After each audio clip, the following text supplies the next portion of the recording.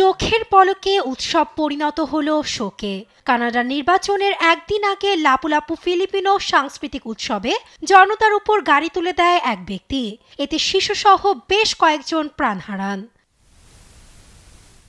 British কলম্বিয়ার Vancouver শহরে সবাই ওই সাংস্কৃতিক উৎসবকে ঘিরে ছিল ব্যস্ত। ঠিক ওই সময়টাকেই টার্গেট করেন চালক। ঘণ্টায় প্রায় ১০০ কিলোমিটার বেগে ভিড়ে তুলে দেন গাড়ি। ঘটনাটি ঘটে শনিবার রাত ৮টার দিকে।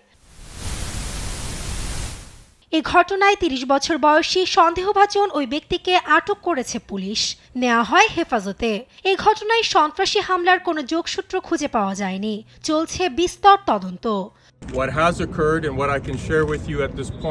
সেখানে ফিলিপিনো সম্প্রদায়ের অনুষ্ঠান চলছিল। হঠাৎ একজন লোক তার গাড়িটি অনুষ্ঠানের ভিড়ের মধ্যে তুলে দেয়। লোকজন তাকে ঘটনাস্থল থেকেই আটক করেছে।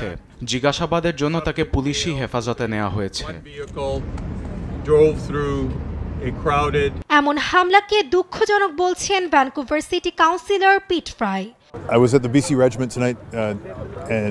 আমাদের কাছে হঠাৎ খুদে বার্তা আসে। প্রথমেই ধারণা করি ভয়াবহ কিছু ঘটেছে। মুহূর্তেই ঘটনাস্থলে ছুটে যাই। পরিস্থিতি দেখে ভাষা হারিয়ে ফেলেছি। উৎসব মুহূর্ত এভাবে ট্র্যাজেডিতে পরিণত হওয়া খুবই দুঃখজনক।